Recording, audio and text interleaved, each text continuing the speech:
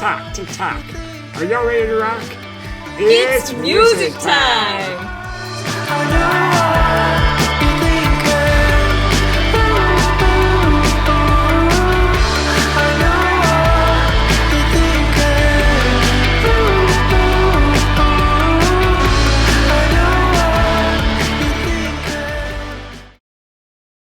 Wow. Welcome. That made me happy. Oh, that's the best reaction ever. That was a great intro. That was awesome. You're the best. Oh, it's cool. It's epic. Shout out to Yee, right? Yeah, that song in the background, Yee. But it is that energy of music spreading joy and making people feel good, which is what we're after. So thank you for feeling that. Hello, listeners. Welcome to the It's Music Time podcast. My name is Morgan Mitchell. And I'm Tanner Grover, and this is what we do. And today, we are doing it with C.416. Woo! Hello, everyone. Woo! Welcome. We are so over the moon to have you with us today. We are going to jump right in here, starting off with a little game. That's right. And so, Mr. C. Caleb, is it Cairns? How do you pronounce your last name? Cairns. Cairns. All right. Caleb. Well, we know that you spent your youth in Canada. And so today's game, we're going to play Canadian Crooner because we figure, we might be, you're probably familiar with both of these men. And so we've got 5 trivia questions. The answer is going to be either one of 2 Canadian crooners, Justin Bieber or Michael Buble. So, Steve, are you ready to play Canadian Crooner? Sure. Okay, question number 1. Which Canadian crooner has a super fan in iconic progressive rock legend Peter Gabriel? Is it Justin Bieber or Michael Bublé? Yeah, that one's going to be a full guess. I don't know because Justin Bieber could, I guess, but Michael Bublé, I would assume, has a more... I'm going to go with Michael Bublé. Super close. It's the Biebs. Super close. 50% chance. It's all guesswork here. There is no way to know any of this. Tanner combs the internet for the most obscure pieces of information. So, number 2, what do we have? All right. Which Canadian crooner worked as a salmon fisherman on their father's boat for 6 years? Was it Justin Bieber or Michael Bublé? I don't think Justin Bieber's even old enough to have worked 6 years on the water. I don't know. That's Michael Bublé again. Correct. Number 3, which Canadian crooner uses the alias Chandler Bing when staying in hotels? Bieber or Bublé? I'll go with Justin Bieber. Correct. Yes. All right. Yeah. Bing? Chandler Bing. Okay. I think I've heard that somewhere. I think I read that on Instagram or something somewhere. That's funny. Incredible. It's a great name. All right, number 4. Which Canadian crooner once found a sick cat and brought it to the vet to be put down, not realizing it was his neighbor's cat and not a stray? Was it Justin Bieber or Michael Bublé? That's awful. Oh my god. Oh man. Michael Bublé. Correct. Okay, you are on a roll here. Number 5, final question. Which Canadian crooner's pet monkey, yes, I said pet monkey, was confiscated in a German airport when they were unable to produce the necessary important paperwork for this monkey? Was it Bieber or Bublé? That sounds like a Justin Bieber kind of thing. 100%. Correct. Yes. Yep. Well done. Great job. That was awesome. Okay, unbelievable. So Next 4 to 5 is pretty good, right? There we go. That's incredible work. Yeah, basically the most obscure information you could ever come across, and you nailed it. So, well, that was stellar. That was stellar. So, the other thing we like to do, we like to illuminate our guests on the #1 Billboard song the day they were born. So, do you have any idea? You came to us on, is it February 8th, 1999? Is that Yeah, correct? yeah. Yeah. So, do you have any idea what the number one Billboard song was on the day you were born? No clue. Do you want to take a guess? Was it something by like Michael Jackson or the Beatles or something? Ooh, I mean, a mega pop star. Mega pop star. Mega pop star for sure. It was actually Britney Spears herself, Hit Me Baby One More Time. Oh wow. That's a pretty powerful song to come in on, I would say. So, I would say. We've got some Aquarian energy. Are you an Aquarius? Yeah, I don't know too much about all that, all the signs and stars and whatnot, but I've been told I'm an Aquarius and I fit I fit as an Aquarius. I don't know. I love it. A visionary, a creative, all of those things seem to be true indeed. So, listeners, we are going to take a minute to read to you some information about this incredible artist. You're welcome to sit back and relax, Edon. I'm just going to kind of read through some of this information about what makes you such an incredible artist, such a incredible creative. C-Dot is a versatile artist who blends hip-hop, rap, pop, and EDM to critical acclaim. With fans in over 100 countries and millions of Spotify streams, his music resonates worldwide. Born in Maine and raised in Toronto, C-Dot's upbringing shapes his artistry. Known for his catchy hooks and insightful lyrics, his music paints a vivid picture of his life experiences. His hit single, Funk, has amassed over 10 million plays across streaming platforms and YouTube, signaling future successes ahead. C-Dot electrifies audiences across New England, commanding sold-out performances and sharing the stage with industry titans like NLE, Choppa, Lil TJ, Trippie Redd, A Boogie Wit Da Hoodie, and numerous others. Despite personal challenges, including the tragic loss of his mother, which we are so sorry that happened and want to hold space for you and your grief and all your process around it, C-Dot remains dedicated in his craft, driven by her enduring influence and sounds like deep connection and friendship. C-Dot, welcome to It's Music Time. We are so thrilled you're here. Thank you. Yes, sorry for laughing. That I know some of those names are ridiculous to try to pronounce, and they're perfect. They're so perfect.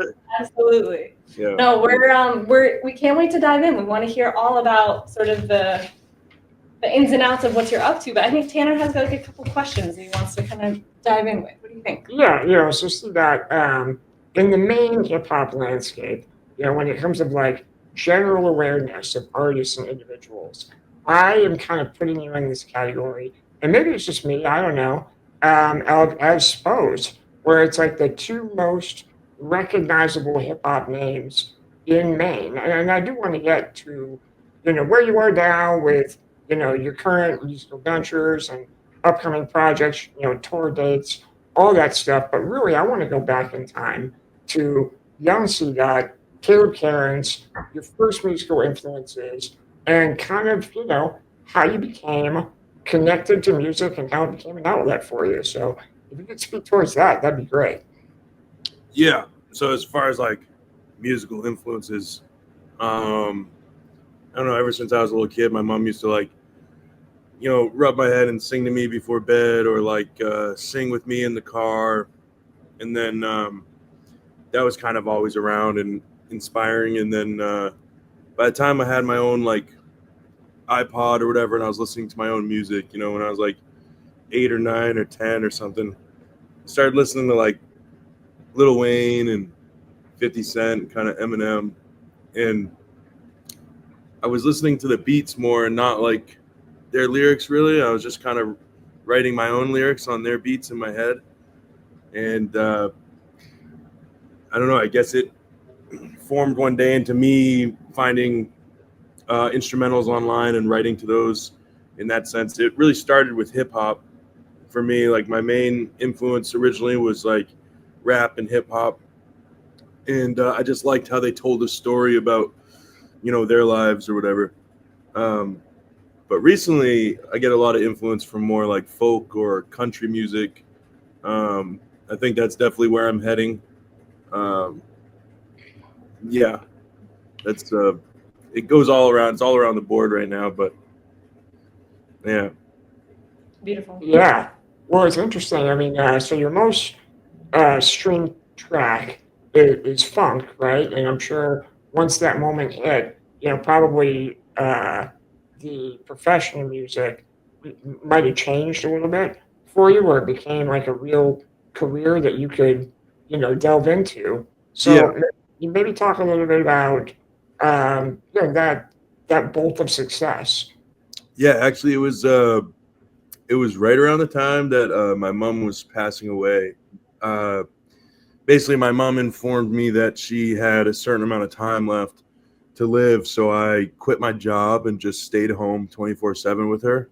And that was kind of like the moment where I was, I was I was spending my savings, and I didn't really have an income, so I was like, I gotta just dive headfirst into this music stuff if I want to be able to, I don't know, be here for her and not have to leave the house for other responsibilities. And it's kind of a shift there in my life where I was like really focused on making music come true. Um and actually the real big moment was right after she passed. It's about um a month or 2 months or 3 months right after she passed. And that time my music just like kind of took off locally. And I got my first show at Aura, and it was an incredible show. And then that whole next year, I was doing all those big performances at the Bangor Civic Center and some of my own headlining shows, and they were selling out. And I don't know, it was a crazy time for me dealing with the loss of my mom, but also she went straight up there and started pulling strings or something because it just the music went crazy. So, and actually, when funk first came out, it only got not only, but it got about 100,000 plays in the first 2 years.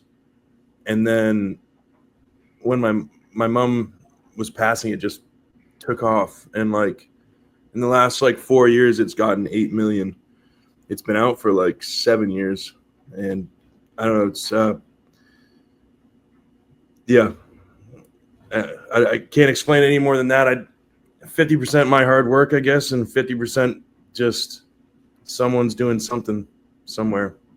It's funny how that how that works in today's landscape of streaming music, where these kind of cosmic instances can cause songs to really take off. I remember we were interviewing an indie artist, J.W. Francis, and he had a song that was kind of more popular than his other tracks, but not crazy popular. And it wasn't until someone else, like several years later, made a video um, that was an animated video on YouTube about Garfield. And the name of the song is John Take Me With You. And if you've seen the Garfield comic, the male character is John. Yeah. They wanted Garfield wanted to go with John, I guess. But once that animated short came out, then all of a sudden these views went crazy on Spotify and gained them recognition. So I totally believe your mom was pulling some strings, for you for sure. I don't know how that works, but it's awesome. Right. Yeah, I know it can come out of anywhere, and I see that with some of my older songs as well. I'll have a song that does normally like 5,000 streams a month, nothing crazy or whatever, and then randomly it does like 20 or 30, and I'm like, interesting. I don't know.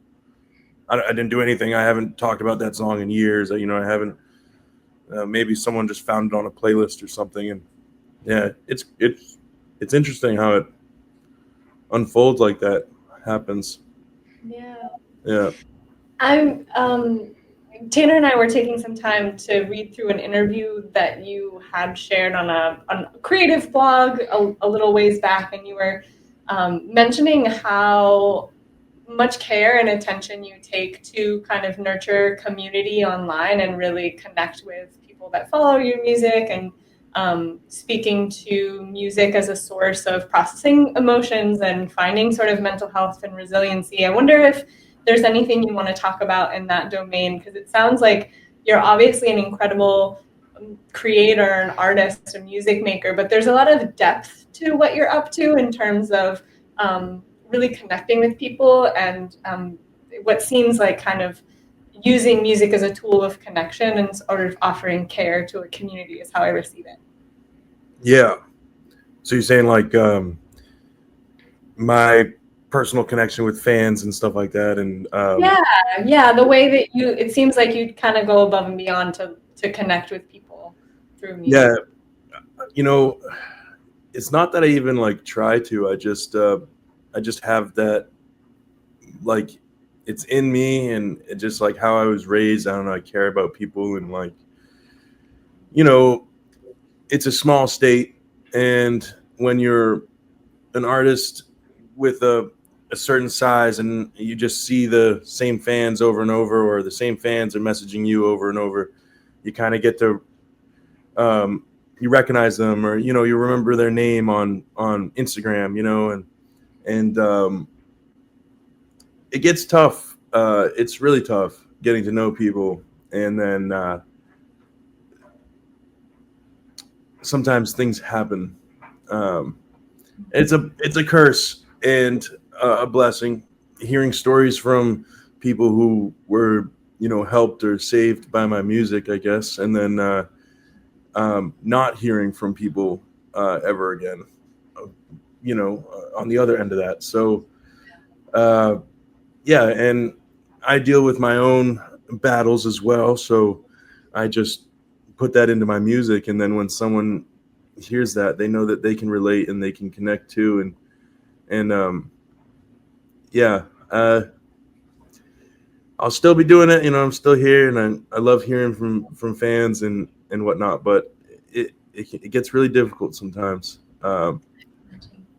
building a bond with someone, and then I can't be there for them 24/7, and then I've became friends with a few fans who ended up passing on, but so yeah, it's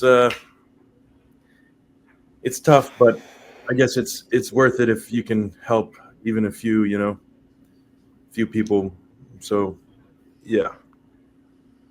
Totally well said. I mean, that gift that's in you, it's one thing to have that gift in you, but it's another thing for you to take that extra dial of intention to reach out and connect with people. And no, I totally applaud you for that. I think that's a pretty special quality, for sure. One thing I want to talk about, right? So you kind of alluded already towards your music evolving and kind of an interest in folk and maybe country even. And we just watched the music video for Alive, So fun. which is super fun. And thank you for sharing that with us. And yeah, so I don't know. I was wondering if like you could talk about that single in particular, because your ability to kind of shift genres, right? Alive is very different from funk, Right. and so it's like the C, and C that stands for chameleon, but Yeah. but yeah, go ahead. I am in like some sort of rock style right now, and honestly, that I don't really choose where I'm going. It kind of just like someone will send me a beat, or I'll be working with a band, and then I'll just like start making melodies and lyrics in my head about something going on in my life at that time, I guess. Alive is the first line. Hey, yeah. That's pretty aggressive to start off right off the bat. But Alive is just me expressing like going through a breakup, and you're not thinking straight sometimes, and you're doing things, and you're mad, and then you're sad, and you miss them, and then you're drinking or maybe taking drugs or something, and it's just kind of at the same time that you're trying to get away from all this. Personally, the pain kind of reminds me like of the good times, or to feel pain you must have had some an amazing connection with someone, if it really hurts this much that they're gone. And so kind of that's where the chorus comes in. I'm talking about drinking and doing drugs and all this stuff, but really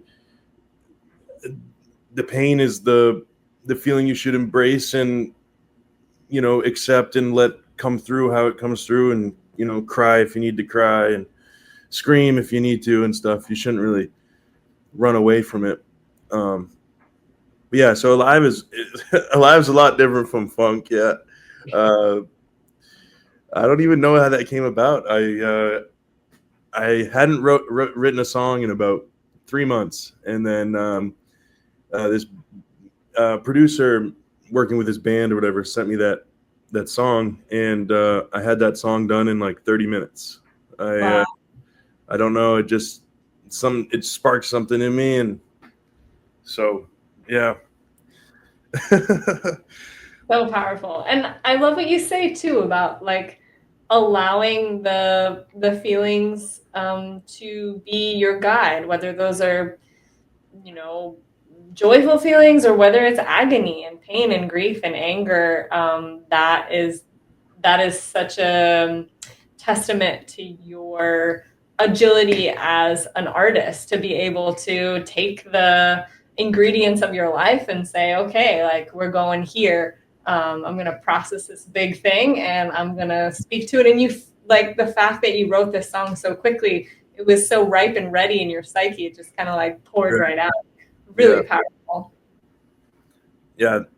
I like that song a lot. I just, I feel a little, I feel bad that the first line is like so in your face, like, but sometimes you need that. That's okay. Yeah. It's fine. I wouldn't worry. Yeah. Start every set with it. Yeah. But you guys like the music video? Yes. Oh, yeah, it was totally fun. It's great.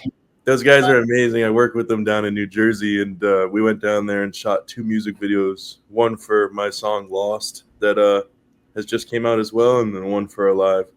And no, I liked it. It was very like kind of simple, but also like fits. I don't know. It worked perfect. Yeah. So great. Fun. Yeah, I loved it. I loved the kind of like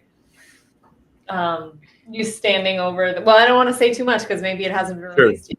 No, okay, it hasn't released yet. Yeah. Okay. It's really fun. I really enjoyed watching it for sure. Yeah, buckle up for Alive. So, all right. So before we move on to Deep Cut, I just want to give you a chance. If there are any kind of upcoming projects or shows that you might want to promote. This episode comes out on September 1st, which I know is going to be beyond that Backyard Bash date in Acton. But yeah. What's up this fall? So September 4th, we have a rooftop Bayside Bowl performance. Fun! Yeah, Bayside Bowl in Portland? Yeah. So that's a headlining show for me, and I'll have my band and, an opener or two, singing and throwing some comedians to like host kind of, yeah. But so that's September 4th. It's a Thursday. That's going to probably be one of my last, or if not my last show around here for a while. We're planning on, my group and I, planning on moving down to New Jersey, be closer with the people we work with down there. So, I don't know. This is going to be like the send-off show. Sure. Yeah. And then as far as releases go, I mean, we have another song hopefully coming out before that show. It's called Forget My Name, and it's right on the lines of like Alive and Lost, and yeah, it's like rock, kind of same thing. Yeah. Amazing. I love it. We'll get out and see that show. Yeah, listeners, for September sure. 4th at Bayside Bowl Rooftop. Wow. So is that exciting for you, or is it kind of bittersweet? Are you looking forward to shifting to New Jersey, or are you going to miss Maine? Well, I live here, and I have to go down to New York and New Jersey already, so I'm already going down there. So in my mind, I just thought like I go down there a couple times a month, let's say, right? Mm-hmm. So it's just better if I move down there and can work down there every day, and then if I need to come back to Maine, I can come a couple times a month. Sure, that makes sense. So I won't be gone forever. I just I got to do this to push through to the next level of this career. So as much as I love Maine, it's time to make new connections other places, and yeah. Great. Oh, we're excited for you. Yeah, totally. That's wonderful. Super. All right, so let's scoot on over to the deep cut, which is a section of the show where we go a little bit deeper and talk about a specific question as it relates to some music area. This week, we are looking at what is one song, album, or musical artist that you wish that you could hear for the first time again. You could relive that experience of hearing this song touch your ears for the first time, or having a musical experience for the first time all over again as if it's never happened before. So there's so much music that has become ingrained in our auditory lexicon, in our world, our day-to-day, that we often take it for granted. But what is an impactful tune or experience that you wish you could hear with fresh ears? And what makes it a revelatory listen for you? What makes it super powerful for you specifically? What do you think? Can I have two answers? Yes. Sure. So I'd say one of them is just like Lil Wayne as a whole. Yeah. That was just a lot of my childhood music, and anytime I don't actively listen to him that much anymore, but anytime I hear one of those classic songs come on, it brings back a lot of nostalgia and like memories from when I was younger. So I'm like, yeah, pretty much if I could just discover Lil Wayne again for the first time. But the main one I was thinking of is it's a new song I just found actually maybe 4 or 5 months ago. It's this country artist named Carter Faith. And the song's called Cowboy Forever, and there's a regular version and there's an acoustic version. The acoustic version is like magical, and I've fallen asleep to it. I'll play it on my phone, or like go to the gym, or like just sit and relax with it blasting on the speaker. Like it's just after this, you guys definitely got to check that out. Absolutely. Cowboy Forever by Carter Faith. It's just I don't know. When I find a song like that, I'll just close my eyes and like have my headphones on and just like feel like I'm in the song, and it's just, yeah, I love that song.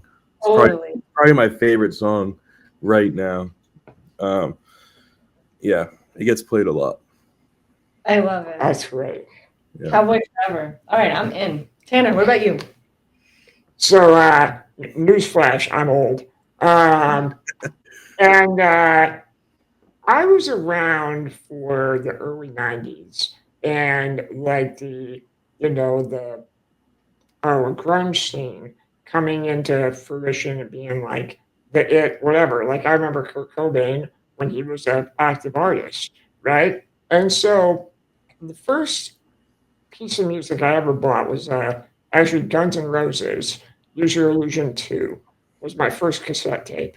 And, grunge was kind of an evolution of rock in a way, just another variation of it. But then all of a sudden, in 1993, I hear Ain't Nothing But a G-Thing by Dr. Dre. Yeah. And it blew me away because, all right, so hip hop had been around for a while, obviously, right? I mean, like, there's Public Enemy, there's Run DMC, Grandmaster Flash prior to that. But for me, at 9 years old, it was Dr. Dre. And so if I could erase that moment from my brain and then relive that in 2025, to hear it fresh would be an awesome experience because it was just so new and so different. And so that's the one tune I would love to hear with fresh ears. Is Ain't Nothing But a G Thing. That's a great song. It is. It's great. Incredible song. Okay, so I had like 3 answers in my mind, and now I'm like, no, I don't think any of those are the answers. So I'm like sifting through my little brain bank right now, trying to figure out what I want to say here. But I'm thinking about my childhood because there's like several songs that I've heard recently that are those sort of like chills all over, closed eyes, top volume, just like cascade of goodness moments. Yeah. I have a lot of those, but I think the first time I heard Tracy Chapman as a kid, I like lost my mind. I think that's what I want to talk about because I think hearing her voice and her storytelling and her power and the resonance of her music, I think just like probably took my life in a different direction. I was so profoundly affected by her music, and my parents had a few of her albums, probably cassette tapes. I don't remember. Probably cassette tapes that we would listen to in the car and at home. And that really changed my life. And I think just like experiencing it again, like you're talking about, with fresh eyes as a young person, or sort of like older me looking down at younger me, having that moment, sort of thinking to myself like, wow, yeah, this is a big thing. And this is how music can change us, right? Like, this is why we're so dedicated to chatting with artists and are absolutely enthralled when we get to have these conversations, because music changes lives just by being a vibration in the world. And like doing the art that you do really does change lives. It has a little ripple effect, or a big ripple effect. So I think the first time I heard Tracy Chapman's music, Fast Car, of course, but there's so many. It's great. So many that just changed me forever. So I think that's what I would say. Cool. Mm-hmm. All right, on to the next. Yes, now we are going to mix it up. As all of our listeners know, every episode includes a unique Mix It Up playlist where C. Dot has contributed 4 songs to the list, Morgan 4, I've contributed 4. We are going to add C. Dot's birthday song, Baby One More Time, because why wouldn't we? But yeah, C. Dot, would you want to take a moment to highlight 1 or 2 of your selections? Yeah. Like just name them or talk about them? Yeah, you name them or talk about why it's a track that you love. Yeah, sure. So a couple of those are tracks that like are songs that I like them for different reasons. Some of them are just, they get me in the right headspace if I was to go to the gym, like Levels by Big X the Plug. That's more of just like you're cleaning the house or something. You just like need to like zone out and I just listen to the thumb of the bass and everything. And it's just like his tone of voice and all that. It's not really that song. I'm not really focusing on the lyrics. It's more of just like the production of the song. Kind of gives me in the right zone sometimes, you know. But like Noah Kahan, Maine, or just like pretty much any Noah Kahan song is like so beautifully written, and his voice is amazing, and he's a local hero, you know, New England. So yeah, and then those are kind of 772 Love by YNW Melly is kind of the same thing as the Big X the Plug song. And then Grimes Oblivion. I just recently found that on like TikTok or something, and it was just I don't know, magical. It's like another one of those songs that just like I close my eyes to and just listen to it and go to sleep to or something. Yeah. That's a fun music video. I don't know if you've ever seen that. I have. Yeah, and it's fun. She's a good artist. I like Grimes a Yeah. lot. I just found out she was like Elon Elon Musk's. Musk. Yeah, yeah. I didn't even know that. She was married to him or something, or Yeah, I believe she might even be the mother of one of his 12 children, but don't quote me on that. 12 children is so many. Oh my god. It's a lot of responsibility, but uh, Grimes is she's great. Cool. Yeah. What about you, Tanner? What do you got? Yeah, so the one song I want to highlight was Lord Huron, Who Laughs Last, which is from their new album. And I just saw them perform a week ago at Bat Cove And Music Festival yeah, there in Portland. Yep. So when you come back to Maine, you better be headlining that. I'll see what I can do. I don't. Yeah. But they were such a fun band live, and I don't love Lord Huron. Like I'm not like a super fan or nothing like that. But I was so impressed with their stage production and their ability to storytell. And there are skits in between songs, but that one song, "Who Laughs Last," it actually features Kristen Stewart, the actress, on it, and there's like a phone call element. It kind of reminds me of what's the name of that song? It's something in the phone booth, but whatever. But she's on the phone, and then the lead singer Ben Schneider kind of responds to what's going on in the phone call. And he had a microphone actually hooked up into like an old school telephone booth. So he was singing into the telephone, but the audio was projecting out into the crowd. So it was just a damn. really, really unique live experience. It's pretty fun. Love that. Yeah, so that's my pick. But Morgan, how about you? Cool. It's been a minute since I've seen live music, and that gets me amped up. Well, I saw the 10,000 Maniacs with Tanner, but other than that, I'm a new mom. So I've been yeah, thank you. It's really cool. And it's also like a very quiet life right now. I find myself listening to headphones, like blasting music. Although we did get her some little like noise canceling, and we tried that fairly recently, and that worked out well because I'm a loud music person. Like I don't know how to exist in this like quiet, hushed way. So anyway, we're raising her right. We're gradually introducing her to really raucous music. But I chose a song called "If I Can, If I May" by Mourning a Black Star. They're a kind of Afrofuturist, multi-member ensemble of incredible musicians. They've got something of everything in the band in terms of horns and incredible drums and insane vocals. And their writing process and their creative process is just like really collaborative and multi-layered, and there's a lot of just like shared decision making among the band, among the ensemble. I saw them in Portland a few summers ago, and they travel internationally, but just really doing some cutting edge stuff. So "If I Can, If I May" by Mourning a Black Star is what I would choose. Mourning Black Star. I've never heard of them, but I'll check that out if I can. Check it out. Really, really powerful. Really powerful. Yeah, well, we'll send you the mix. You'll have it. Yeah.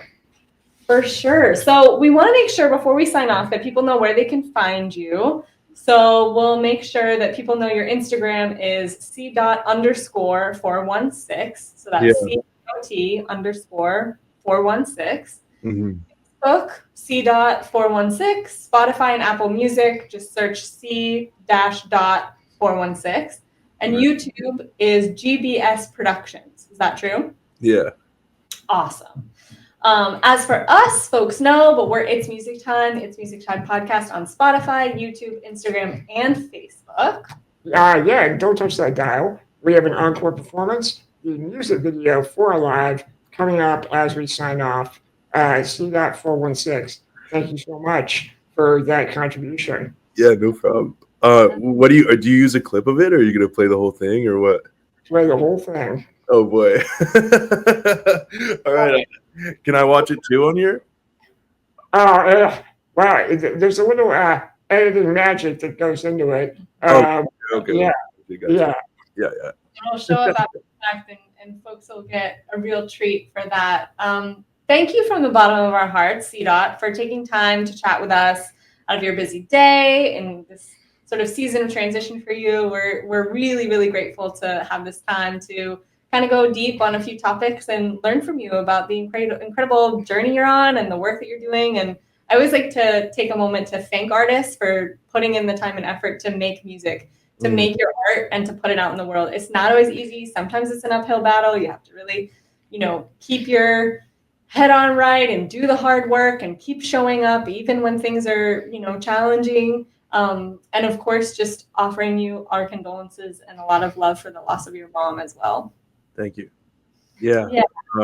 No, and I love this side of the industry as well, where you get to sit down and talk and like discuss things, because other than that, it's just going to the studio and making the music, and like, I don't know, I really enjoyed this. It's a lot of fun. And that intro, I'm telling you, that made me that just gave me good energy. I was like, yes, you guys were great. I love that. I'll send you that album too. Yeah, such a good listen. Yee or something. What was it? E-Y-E-Y-E. Yeah. Ben Shepherd is the artist name, but I will send you that as well. Yeah. Totally.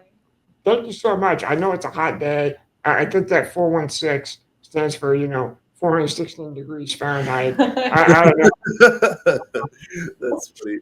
Really appreciate you. We hope to see you on the 4th, and if not, at some point, if you come to Booth Bay, you always have friends here. Right.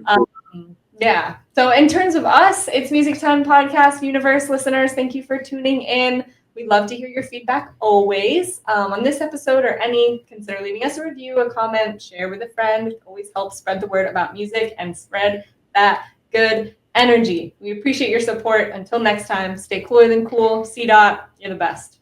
Take care. Yeah. Bye. Bye.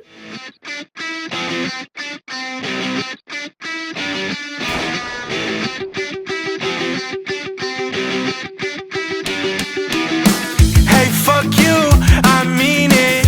You broke my heart, little demon. Can't come back, though I need it.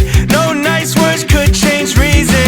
Keep drinking, my soul hurts. Even if I was dead sober. No retry, start overs. Out of my life with no closure. Drop a pill in my beer, watch it fade away. Yeah, I could've just took it, hit me right away. Wanna make these bad thoughts erase, but pain makes me feel alive. And I need that tonight.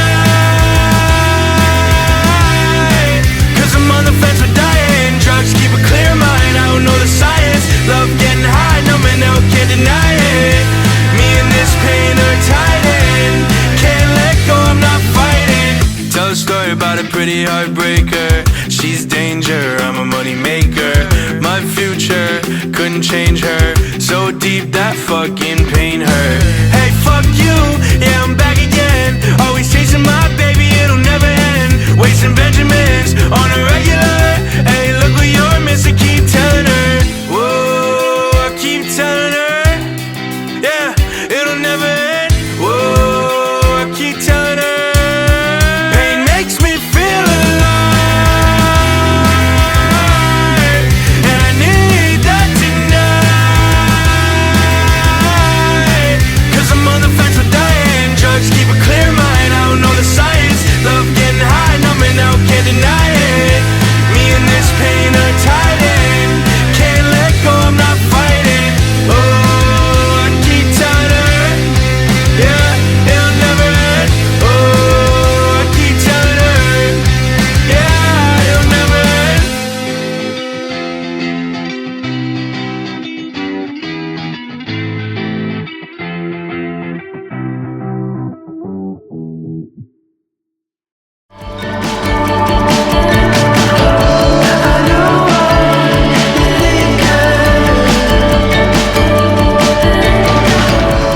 The It's Music Time podcast is an independent passion project produced by Tanner Grover and Morgan Mitchell.